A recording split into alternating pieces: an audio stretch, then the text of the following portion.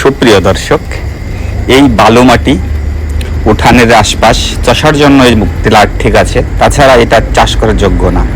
তো কিনে যখন ফেলেছি, ফেলাই তো রাখা যাবে না, বিক্রিও করতে পারবো না, ফেরতও নেবে না। তো বালু মাটি চাষ করা যায়, তো ফেলাই যখন রাখা যাবে না, অন্য কাজে ব্যবহার করব।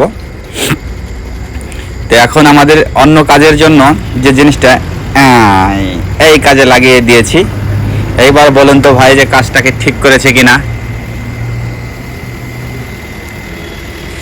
এটাকে সাথে সেট করে, এটা ছিল আমার আগেরই ধান ঝাড়ার যে রোলারটা, এটা আগেরই ছিল, কিন্তু ওইটার সাথে এটাকে খাড়া করে ওইটার সাথে লাগিয়ে দিয়েছি বেল্ট দিয়ে ধান ঝাড়ানোর কাজ করছি। এটা হচ্ছে ফার্মের ভিতরেরটা,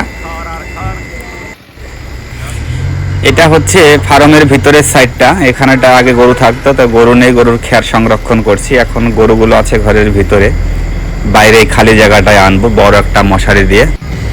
ধানের থেকে খ্যারের দাম বেশি, যার জন্যই খ্যারের পিছনে লাগছি। গরু যখন ঘাস যখন নেই, এখন গরু যখন পালি, তো খ্যার তো কিনে খাওয়ানো যাবে না। ধান আছে যখন, তা ধান থেকে খ্যার সংগ্রহ করি। ধানটা জরুরি না, খ্যারটা বেশি জরুরি।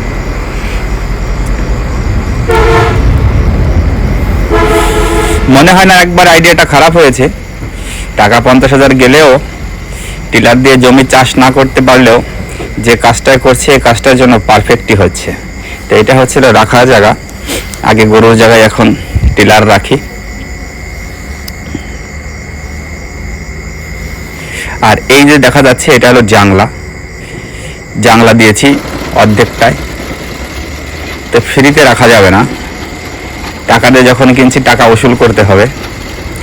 যারাই যে এখান থেকে দেখলেন, ভাই আপনারা কিন্তু এগুলো কিনে জমি চাষ করার জন্য কিনেন না। সৎ পরামর্শ দিলাম আমি ভাই। আমার মতো হয়তো যদি আপনার খ্যার না থাকে মারাই করার জন্য, তাহলে কিন্তু এইভাবে এই ঘরে বসেই পচে যাবে। পচে না ঠিক, কিন্তু জং ধরে যাবে, যেটা কোনো কাজে লাগবে না। জনতা ইঞ্জিনিয়ারিং।